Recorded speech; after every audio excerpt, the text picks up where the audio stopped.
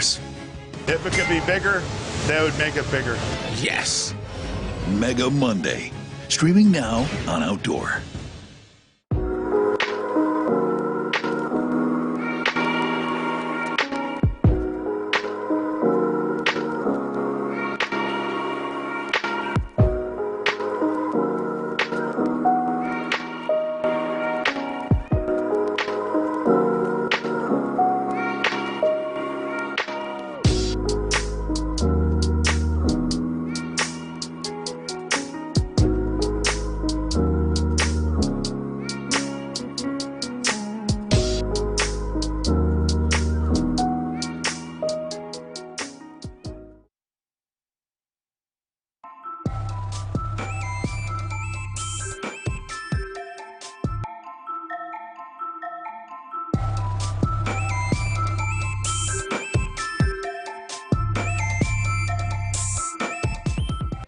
The TVWAN News is proudly brought to you by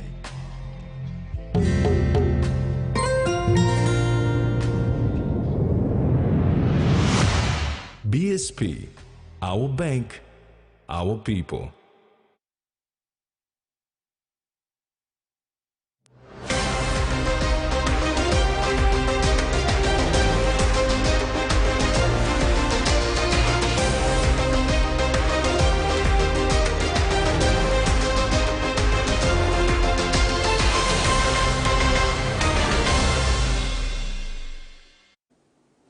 Good evening, this is TV1 News. I'm Maricela Keleton.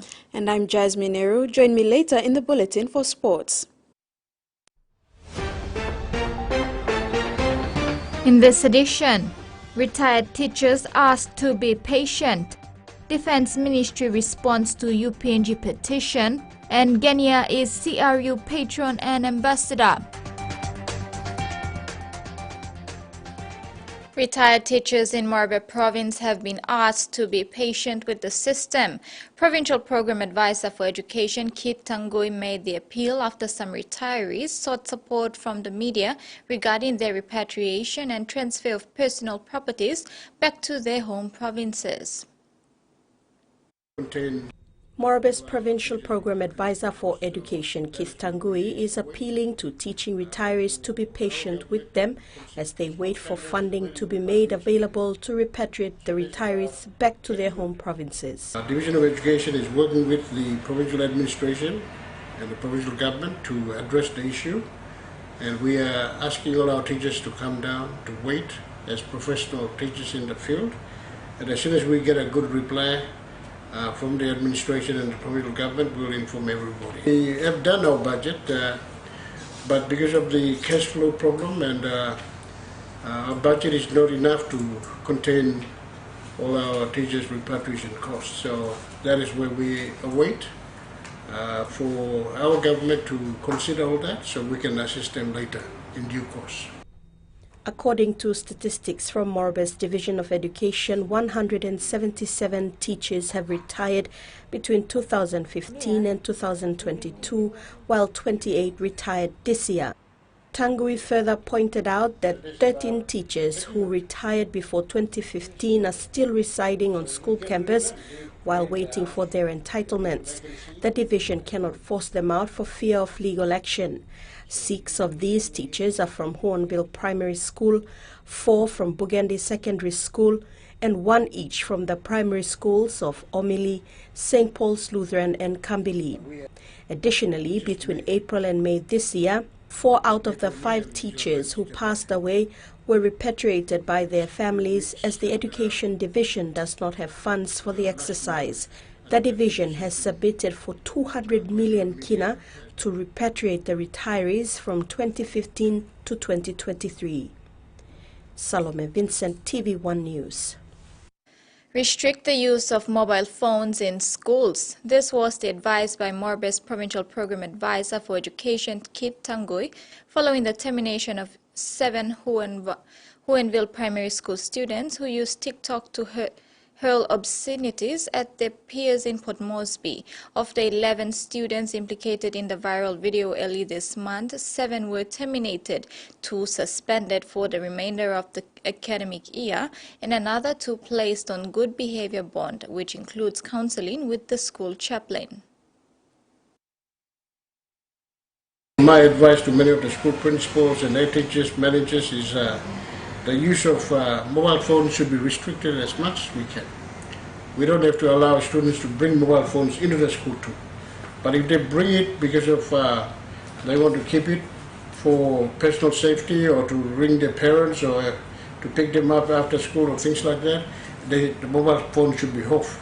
So when they come into the school, it's switched off and they stay until time for going home after school. They switch it on and take it back home.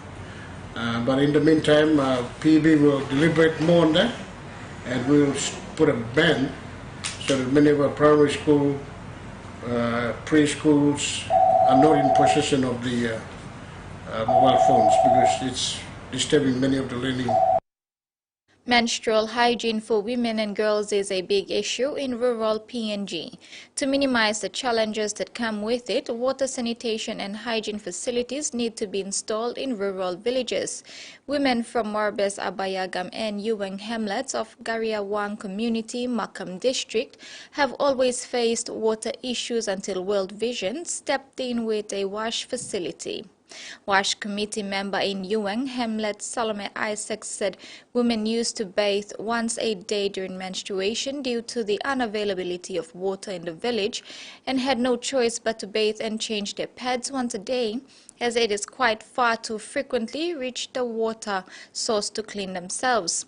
With the support of the Australian government's Water for Women's Fund, World Vision constructed safe toilets and hand-washing tippy taps using local resources. It also constructed a gravity-fed water supply for TVWAN community. Since World Vision's intervention in 2021, life has become less complicated for mothers and girls in TVWAN. Concerns have been raised on sorcery accusation-related violence by civil society organizations who gave their perspectives at the Permanent Parliamentary Committee on Gender Equality and Women's Empowerment. From experiences through SARV, feedback were given on how CSOs manage such issues arising. SARV is an issue that is gradually increasing, however, no reports taken of SARV cases.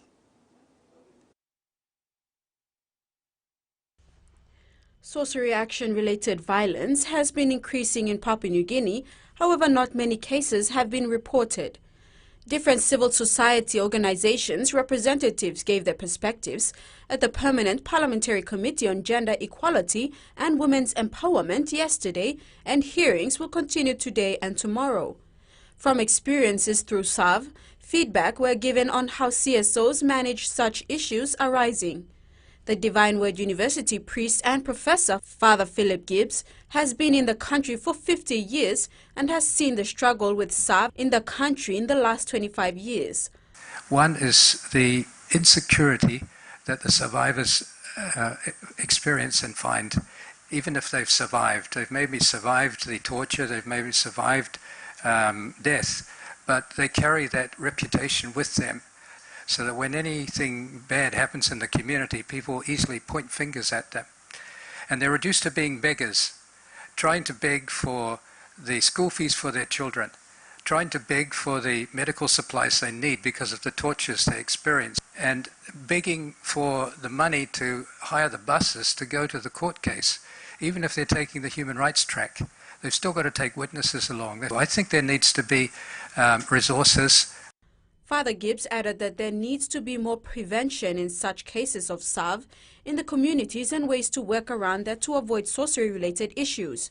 But I believe we also have to preach justice, and there has to be justice for those people who have gone through that experience, and not just say sorry and forgive. According to the records that I've seen, only 17 court cases last year for SAV here in Papua New Guinea. And how many of them were successful, and how many of them the protagonists were escaped or were allowed to go back into the community without real justice. I think that health and education have not had enough, certainly very little attention. For example, the importance of health workers not saying to people, "Em something blondes," just because they couldn't figure out what the source of the illness or the sickness was. I think there's been some sort of disconnect between the community development and DJAG. You know, community development's been given the money, and DJAG has been given the task of trying to manage the situation, especially legally. And where's the money gone? He recommended the committee to consider and follow other countries like Africa and their preliminary guidelines for parliamentarians for harmful practices and witchcraft. The committee noted the issues related to SAV. They questioned about the government funding and the cause of lack of funding. The Papua New Guinea Defense Ministry has responded to the 10-point petition presented to them by the University of PNG Student Representative Council. The students had petitioned against the signing of the Defense Cooperation Agreement between PNG and the United States. The students' petition was presented to Minister for National Planning and Monitoring Renbo Paita on Monday, May 22nd.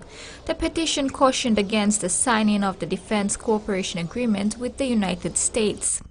Defense Minister Winbaki Dakri signed the agreement with the U.S. Secretary of State Antony Blinken on the evening of May 22nd at the APEC House, Port Moresby. This morning, UPNG SRC President Luther Kissing presented to the rest of the UPNG student body the response from the Defense Ministry to the 10-point petition submitted to the government through Minister Renbo Paita on Monday, May 22nd. The response from the government in the Defense Force Department, they said commitments cannot be able to realize the full benefits in a year or two. For instance, the long-run redevelopment project is a commitment of 10 years. Projects have to be jointly planned, agreement for implementations signed, and funding sourced from the project sponsor. For instance, the United States will need to source funding from available funds and commit to the projects. Hence, the time frame for major agreements has to be long in order for our benefits to be realized. Projects or infrastructures developed in Papua New Guinea are for the people of Papua New Guinea. The United States government funded infrastructures will in no way interfere with the budget cycle of Papua New Guinea. Nor will it encourage Papua New Guinea to rely on the support. The government is fully committed to building its defense force and will continue to do so with or without United States military support. The Defense Cooperation Agreement does not intend to create a situation of dependency, but it complements the efforts of Papua New Guinea in building a strong, rule-based international order. The Defense Ministry says a review will take place after the government operationalizes the Defense Cooperation Agreement. In addition, the ministry assures the UPNG students that the government is seeking for opportunities that will maximize their potential. The agreement, they say, will open doors for new opportunities for employment, education, research and sports, and pave the way for a bright future for all Papua New Guineans. Furthermore, due to the distractions caused on the campus of UPNG, the SRC petitioned the Senate for the reschedule of exam dates. The Senate has granted this. The student body president announced that UPNG exams will now commence on Monday, May 29. You may come back to campus. You can attend to mass freely. You can attend to the exam rooms for study because our exam is scheduled for Monday next week. And the administration advised to tell the students that our priority is education. Though we may have a conscience for our country as a conscious citizen of this country, but we must balance our education and our appeal to the government. You're watching TVWAN News. Stay tuned for more after the break.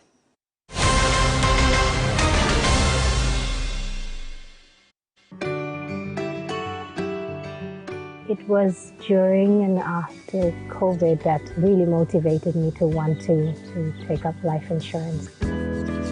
I think savings is very important, and I think One Talk Delight provides a disciplined approach to savings, and it's a good investment to want to think about the future, because it's always nice to have plans for what you want to do later on. With you for life.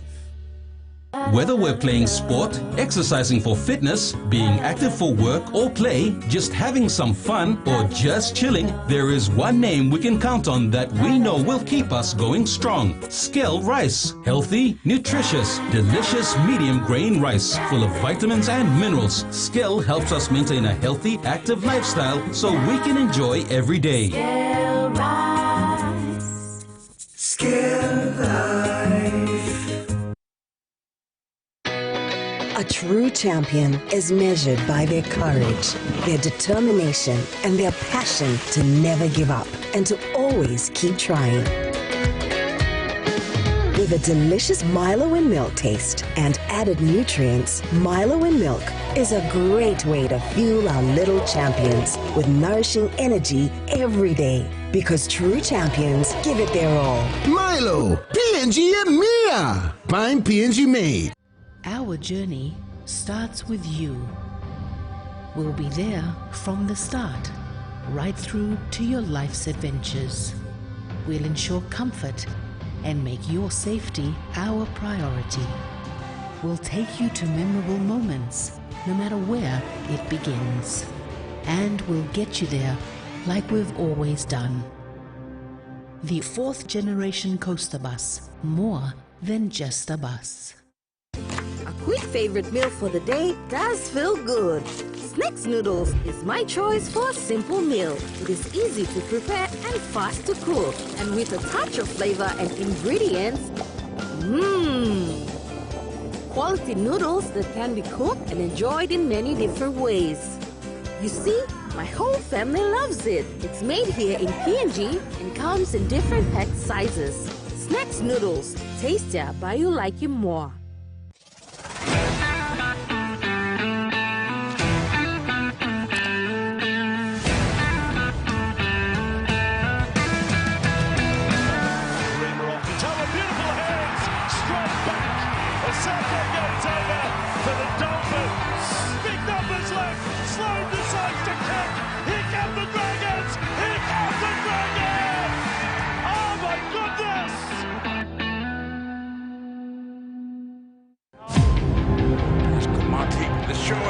Makes a break, where's the support from Mati? It's in the clear, and they will score the Hunters.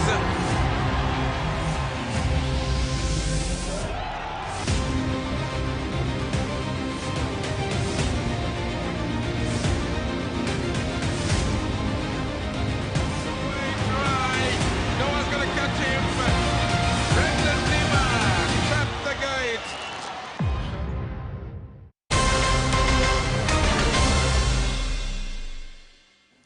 Welcome back. Ramu Agri Industries have kicked off their 2023 sugarcane harvest with the hopes of faring better than 2019 when their crops were attacked by the top shoot borer. The official harvest started on Monday the 22nd of May, while the tipping of the cane was on Tuesday to signal the start of this production for this year. Often referred to as the home of sugarcane, PNG boasts several saccharum species that are endemic and have been widely cultivated in gardens across the country. Ramu in Medang province has the only sugar factory in PNG that has been cultivating and producing sugar since July 1982. On Monday, 22nd May, Ramu Agri Industries commenced the 2023 harvest of sugarcanes with Acting General Manager Eric Wise, saying they normally start harvesting in early May, but were delayed due to issues with foreign exchange and the shipment of items. Foreign exchange, we managed to work with BSP and got all our critical items in. So we've assembled the plant, we've tested the plant, it's all ready to go, tested the machineries, it's all ready to go. So. Tuesday was the tipping of the cane, where harvested sugar canes were tipped onto a conveyor belt that moves them into the factory where actual sugar production starts. Sugar production doesn't happen the same time you put in cane, you get the results. It will take about 3-4 days. If we have a continuous run, it can take 2 days. You see actual sugar coming out. We produce plantation white sugar. It's a Ramu brand. You see that sugar, it's always golden, sparkly. Any sugar that comes in. And our sugar is up to the highest standards. Pests and diseases have been affecting production at Ramu, with the Ramu Research Services pointing out that since sugarcane is endemic, so are the native pests and diseases which have co-evolved with sugarcane. This, in turn, creates many challenges for the large-scale agricultural production of sugarcane in Ramu, such as the 2019 attack of the top shoot borer, where 8,000 to 10,000 stalks per hectare were bored, resulting in deformed spindles, losses in yield, and reduced cane juice quality. Production wasn't good, so we had to supplement the market by importing sugar from outside to keep Papua New Guineans happy with having a cup of tea and putting more sugar in. We've started to make good progress. We've identified the areas that has caused this top shoot borer. We increased our spraying plants, insecticide, because sugarcane is a Papua New Guinea plant. Another challenge is the starting of fires by residents within the cane fields, with Wise saying that's billions burnt up. The Ramu team is addressing that by talking to the community and engaging locals as fire teams. Salome Vincent, TV1 News. Ramu Agri Industries loses 6 million kina annually through fires. Over 3,000 hectares of sugarcane was lost through burning, mostly by residents starting fires in the cane fields.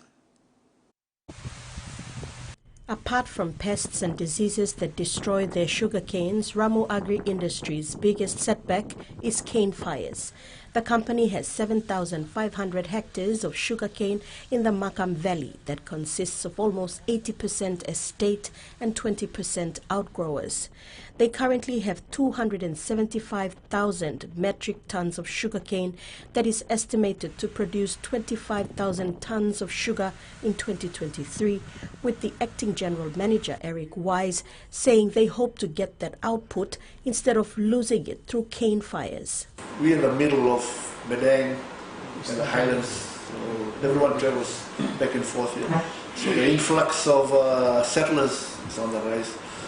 Previously in the back area, hardly anyone was there, just the villages, local villages.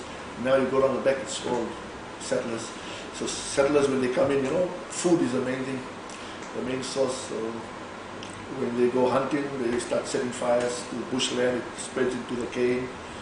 And when you burn cane, that's all, millions burnt up.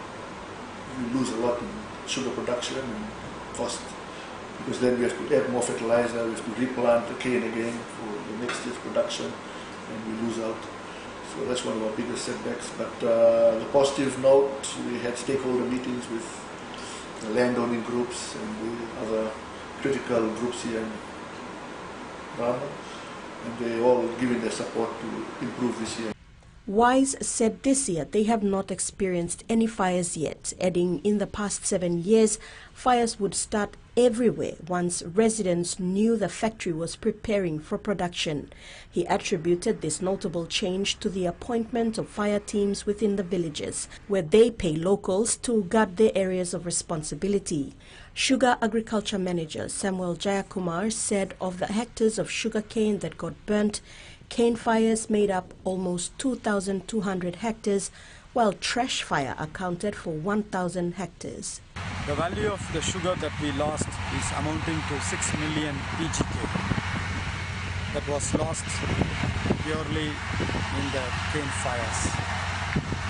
So we are addressing this through the Community Relationship Department, including the sustainability, and also through APD, our Asset Protection Department. We are sensitizing the communities. We are involving communities in terms of engaging them on the sugarcane food patrol. We have given them about a contract for about 6 months.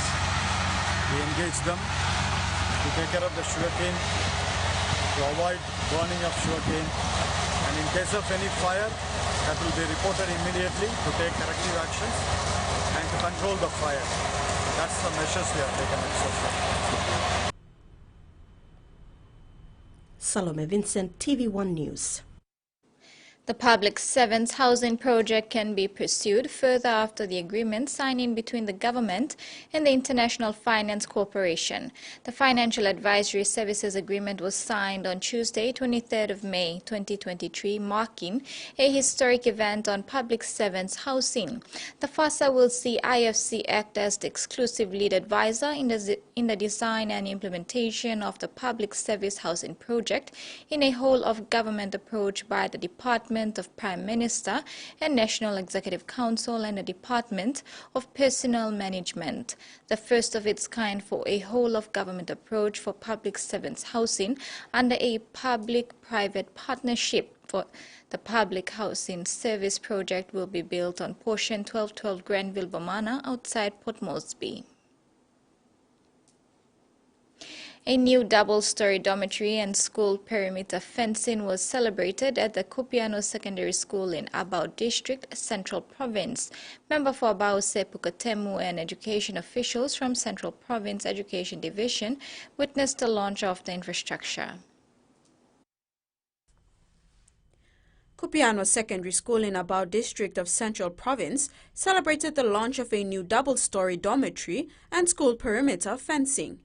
Member for Abao Sepukatemu and education officials from Central Province Education Division witnessed the launch of the infrastructure. According to SM contractor owner Junior Paul Valavu, the dormitory was worth 4,000 kina and funded under the Central Provincial Government. During the launch, Deputy Governor for Central Province, Willie Vavi, stated that the funding comes from the LNG Development Levy for people of Central Province. Vavi said 2.5 million kina was budgeted in the Central Provincial Government budget under the School Infrastructure Program for Kupiano and Kwikila Secondary Schools and a further 1 million kina for Yarawari and Laloki Secondary Schools in Central Province. Vavi acknowledged Central Province Governor Rufina Peter for honoring the commitment made by the previous government. This now allows the remaining funds to be paid to SM contractors to implement the projects at Kupiano and Kwikila Secondary Schools. The girls' dormitory is part of other infrastructure development programs at the school, including the male students' dormitory, which was opened last year. According to the Central Provincial Administration, Kupiano Township will receive Prime Minister James Marape this Friday, May the 26th, for the opening of the newly completed Abao District Hospital at Kupiano Station. Larus Energy, a Perth-based explorer which has been actively exploring in PNG since 2009, has commenced the Naramore 3D seismic survey in the Petroleum Prospective License 579 area with the PXGEO-2, a cutting-edge seismic acquisition vessel. The 3D seismic survey will reveal potential of 1 billion oil resource offshore Papua New Guinea. Minister for Petroleum and Energy Kirungakua and Department Secretary David Manau, who inspected the vessel on its arrival recently, were pleased with the progress being made by Larus Energy. Chairman of the Larus Energy, Richard Gazel, said data from the previous 2D seismic surveys illuminated the potential and the presence of major reservoir systems in the highly prospective area located to the southeast of Port Moresby. Gazel said this 3D seismic survey is now expected to play a significant role in proving up a potential 1 billion barrel oil resource. The Nana Marope prospect is approximately 123 square kilometers in size and is estimated by Larus to contain approximately 1 billion barrels of mean unrecoverable resources. Gaza said the survey's comprehensive data set will provide invaluable insights into the subsurface geology, mitigating exploration risk and realizing the vast potential of the PPL 579 license. Through its discovery of light oil seeps, Larus was the first to recognize the potential of a working hydrocarbon system in the undrilled and underexplored Torres Basin. Larus Energy have made a long-term commitment to Papua New Guinea, and acquiring state-of-the-art 3D seismic data is a significant milestone for the company and a major step towards drilling the first exploration well on the Nana Marope prospect. The acquisition will be carried out by PXGEO using their vessel PXGEO-2. Gaza, on behalf of Laros Energy, appreciated the PNG government support for the 3D survey, saying it will bring economic and social benefits to PNG from the commercialization of a hydrocarbon resource of such scale. Frida Kana, TVWAN News. This is TVWAN News. We'll have a look at what's making headlines in the region after the break. Stay tuned.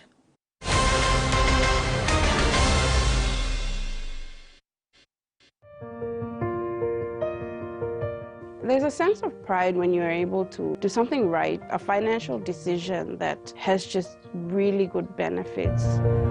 With BSP Life Insurance, there's that alleviation of that worry when you pass away. The benefits of the BSP Life Insurance would meet those expenses on behalf of my family.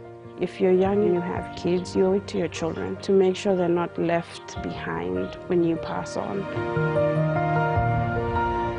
With you for life. He says the best Hunters players come from his region. So does she. But there's one thing that brings everyone together. SP Lager, Bunyamyumi. Hiya, Mama. You wait then, but me add him special flavor. Put in more flavor, put in more taste. Magic Kakaru, get up a big smile on face. Time for Kim chicken, a great fumu too. Sip, sip, the mumu, yes, magic on you. Maggi, the taste PNG loves. All One Talks adds some excitement to your festivities with the Flame Easter Bonanza.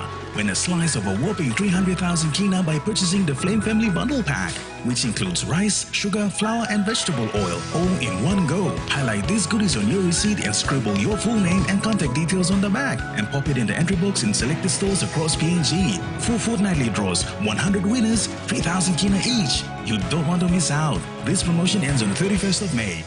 Flame, strength and energy. Terms and conditions apply. Hardware House launches the low-cost quick build kit home, built with quality building materials from the leading manufacturer of steel products and kit homes, Atlas Steel. Going now at introductory prices: 1-bedroom kit home at 79,000 kina, 2-bedroom kit home at 99,900 kina, and 3-bedroom kit home at 125,000 kina. You can also opt for solar units to be installed in the kit home at an extra charge. For more information, email info@hardwarehouse.com.pg. At TISA, we've been a common thread in the lives of Papua New Guineans for 50 years. Not for profit, not for charity, but for service.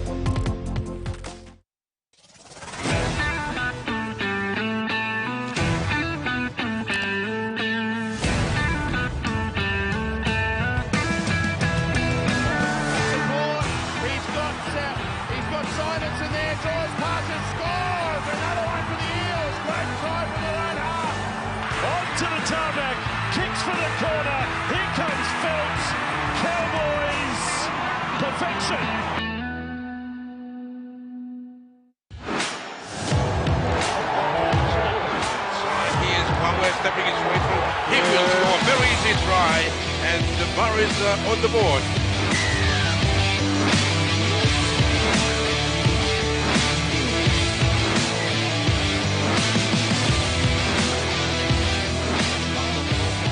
He will score.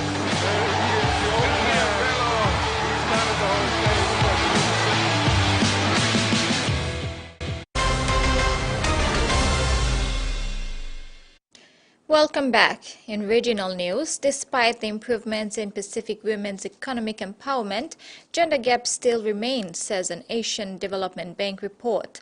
The report detailed the barriers women face. These include low labor force participation, occupational concentration, gender pay gaps, poor working conditions, limited decision-making power, and unequal access to training, credit, and job opportunities.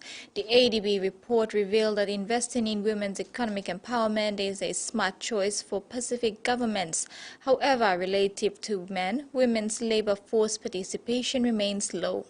The report recommends key actions to boost women's economic empowerment, such as providing affordable and quality childcare, eliminating legal restrictions on women working in certain industries, and improving digital inclusion and training for women. The federal government has signaled its plans to overhaul visa rules to crack down on migrant exploitation. New data shows 1 in 6 migrant workers are getting paid less than the minimum wage. They face other mistreatment and abuse but feel trapped, unable to report it to the authorities. Sajod Sanuli arrived in Australia on a temporary working visa. Like many migrants, he was taken advantage of by multiple employers and claims he was underpaid by about $20,000. You have no English, you have no rights, and you pretty much have no other choices. Sajod was paid cash in hand, and so he felt he couldn't report being underpaid. We would be threatened if you tell the government, if you report, you are the person who's going to be in trouble. New data suggests 1 in 6 migrants is paid below the national minimum wage. 1 in 3 workers is born overseas, with about 8% on temporary visas, and migrants are 40% more likely to be underpaid than long-term Australian residents. We need to reform those visa rules that make temporary visa holders more vulnerable to exploitation. We need to better enforce our workplace and migration laws to stamp out underpayment by bad faith employers. The mistreatment of migrant workers has a ripple effect across the entire workforce. If migrants are being underpaid wages, other workers aren't able to demand higher wages or to bargain for higher wages. The federal government is expected to soon announce reforms to tackle migrant worker exploitation. The Immigration Minister says the measures will help vulnerable migrants speak up by protecting them if they're exploited. Sajod would have benefited from better protections. I would personally be in a greater place and gain greater work opportunity and knowledge. He's pleased others could now be a step closer to fair pay. The Victorian government has been on the defensive today against an angry business community that's been hit with higher taxes. It comes as the Treasurer left the door open to introducing rent caps to help ease the housing crisis. An audience of big business and industry groups, the Treasurer made the hard sell on yesterday's budget. This is a budget that looks after people and the future. But not everyone was buying it. There's private anger that business has once again been slugged with higher payroll taxes and increased land duties. One of the state's largest employers, ANZ Bank, has voiced its disapproval, warning Labor has placed Victorian employers at a competitive disadvantage to Sydney and Brisbane. It's at odds with the work we are all trying to do to get Melbourne back on its feet. Some businesses have also used the tax hike to call for payroll tax to be dropped altogether. Australia is one of the fewer countries in the world that's got payroll tax. You're employing people and then you've got to pay a tax to employ people? It's the most ridiculous tax of all time. Picking up on the mood, the Tasmanian Premier Jeremy Rockliff weighed in with an offer to take on Victorian businesses. If any Victorian businesses want a better deal, we'll welcome you with open arms. From a national perspective, we don't have the Commonwealth Government handing out $500 million for a footy stadium for us. Yesterday's budget also saw the top 110 high-fee private schools lose their payroll tax exemption. Melbourne's Caulfield Grammar estimates its costs will increase by $6 to $7 million a year. To expect independent schools to be able to budget for such an unanticipated cost burden is completely unreasonable. They've had a sweetheart taxation deal, and in the current budget environment, we cannot afford to continue that. After concerns were also raised, increases to land tax could see landlords pass the burden on to renters. The government says it's working on housing reform policy. The Treasurer has ruled out a rental freeze, but has hinted at further action. We can see that there is a fair degree of inequity and injustice being meted out on renters at the moment, and governments will have to look imaginatively at solutions. Solutions that could be hard to find. South Australia's biggest public hospital is at code white, meaning it's operating above capacity at the highest pressure rating. Workers have been told to delay non-urgent tasks to deal with an influx of patients as winter nears. For this, Karina, an email was sent to all hospital staff saying that the health network was experiencing a high demand of patient presentation over the past few days. In that email, it has asked staff to reschedule non-essential and non-clinical activities for the next 24 to 48 hours so that clinicians can focus on patient flow. The hospital have also been struggling to meet their discharge demand. They do aim to discharge 30% of patients before 10 a.m. Currently, that rate is sitting at about 8%. And on top of that, there are long wait times in the emergency department. That is due to overcrowding and also ambulance ramping. The Doctors' Union have said that there has been a surge in respiratory cases in the past few weeks and that there's also been a high number of mental health presentations as well. There was actually one case where a mental health patient was waiting in the emergency department for 70 hours before being seen. The Health Services Union has said that there's also been a shortage of allied health staff, which is also contributing to the Royal Adelaide Hospital operating at above capacity. And what has the government had to say? Well, the Premier, Peter Malinauskas, he was briefed on the situation here at the Royal Adelaide Hospital earlier in the week. He said that the hospital has been operating under these tough circumstances for some time. The Health Minister, Chris Picton, he has said that the hospital is doing all they can to address the issues. In a first-of-its-kind project in the Pacific, the Sustainable Coastal and Oceanic Research Institute, funded by the Government of India, was launched by the Prime Minister of India, Shri Narendra Modi, during the third summit of the Forum for India-Pacific Islands Cooperation in Port Moresby on May 22nd. The establishment of SCORI is a historic milestone in India's engagement with the Pacific region and a testimony to India's strong commitment to deepen its cooperation and development partnership with the Pacific Islands countries. The University of the South Pacific in Fiji will serve as a hub for exchanging knowledge, ideas, and cutting-edge technologies, ensuring that climate change and ocean management remains at the forefront of global research. And now the weather forecast for the next 24 hours.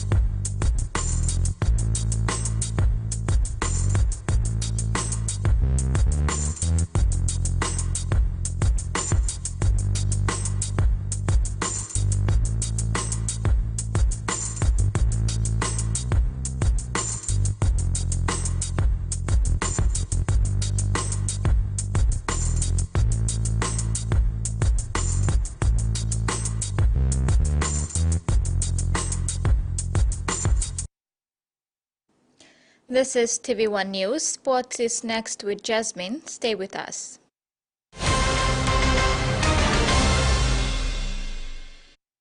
Kids find any opportunity to smile, and when they smile, so do we.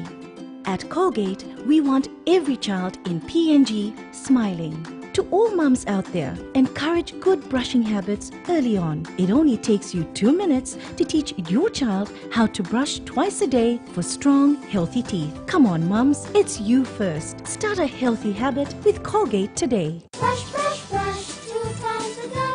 Brush with Colgate. At TISA, we've been a common thread in the lives of Papua New Guineans for 50 years.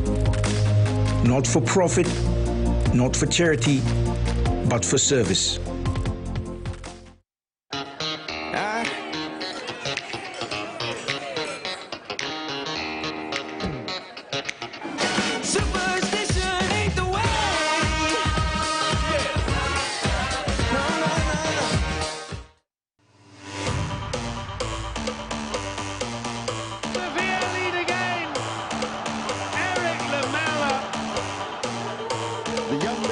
Taking his chance in every way. It's Roma on their way to Budapest. Leverkusen 0, Roma 0, Roma 1-0 on aggregate.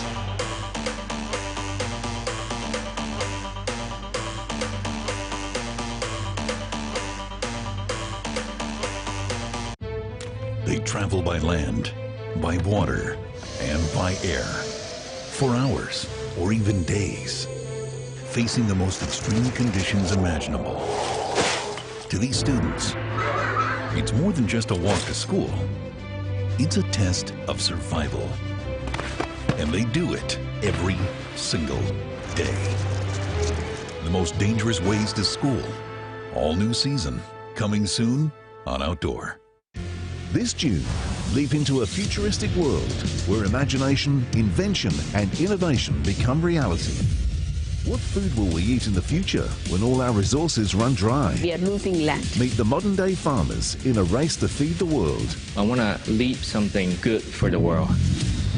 Gain access to one of the world's busiest airports as we reveal the unseen world and unsung heroes of shipping. Inside Air Cargo. Is it game over for this once successful video gaming giant? Japan kind of got caught in this trap. Witness these major players level up and smash through obstacles in Japan's Comeback Game. This June on CNA.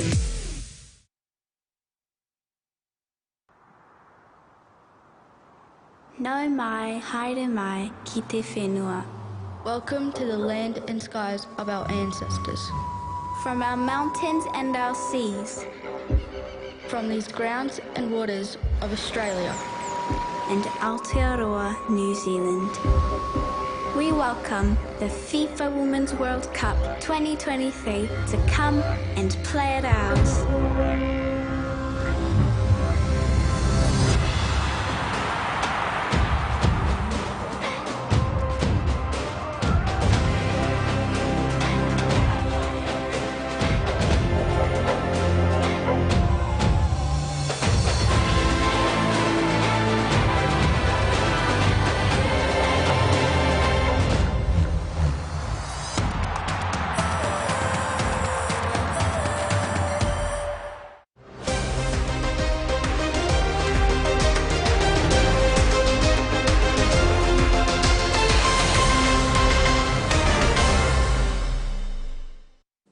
Welcome back.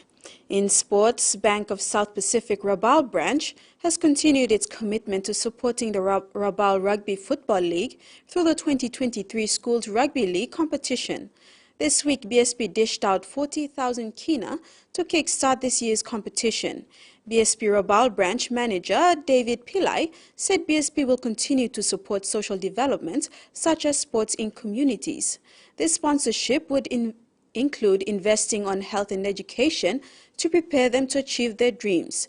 Meanwhile, PNG RFL NGI Games Development Officer Darius Solomon said the financial support is a big boost to the competition and acknowledged BSP for supporting the school competition for the last 3 years. Rabaul RFLC has 5 primary schools participating this year with the inclusion of Boyson Secondary School and Sunrise Ford Center. Will Genia has been appointed patron and ambassador for Pepsi Capital Rugby Union. This announcement was was made Wednesday evening following a successful clinic at Sir Hubert Murray Stadium. The appointment of Will Genia as a patron and ambassador for Pepsi Capital Rugby Union is a step towards building the code of rugby union in the country. CRU will benefit greatly, and more so, it is a welcome contribution for Will, who made a name for himself in the code. An exciting CRU president, Corey Chen, said they are privileged to have Will be a big part of CRU in this capacity. It would certainly have a huge impact on the competition and especially players.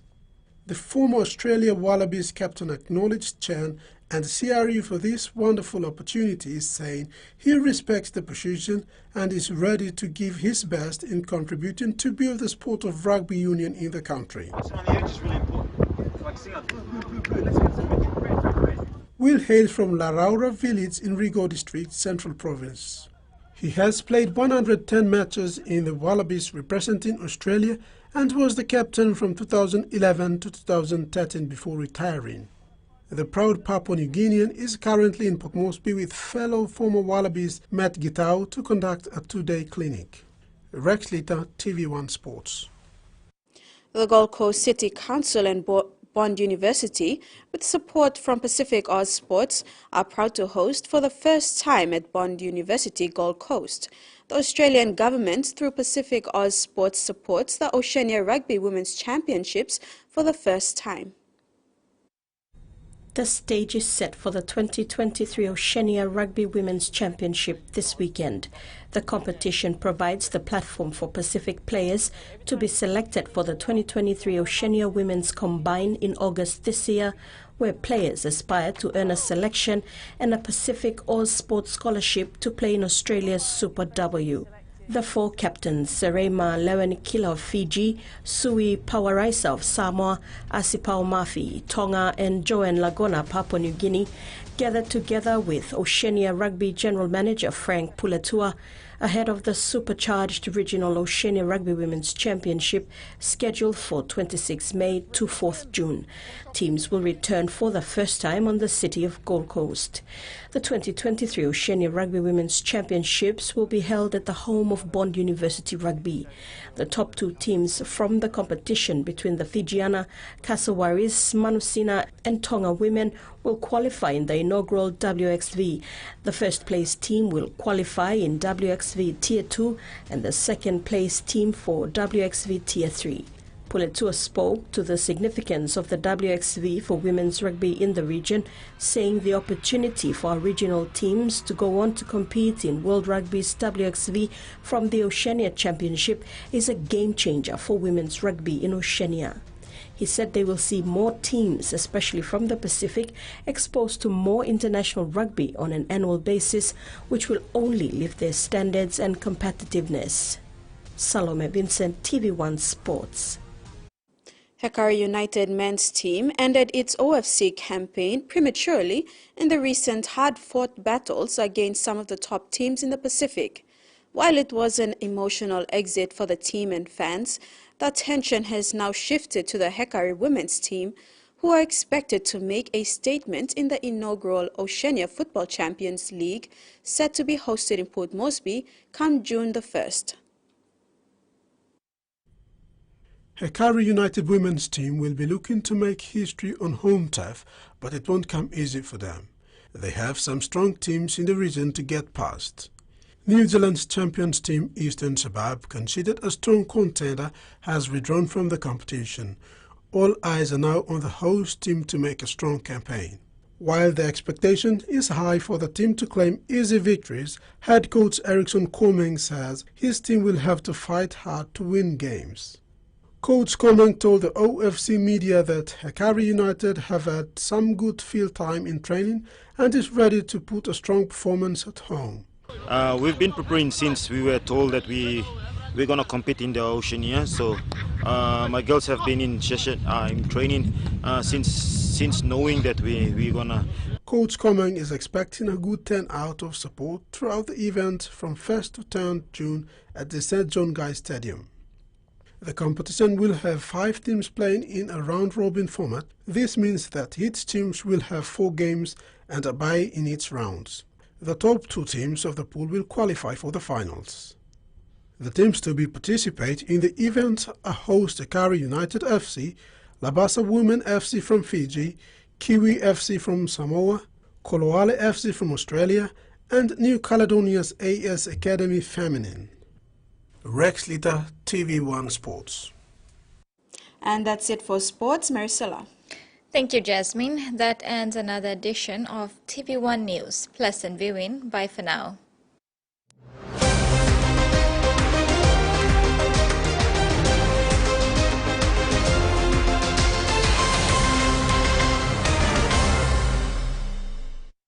The TV1 News was proudly brought to you by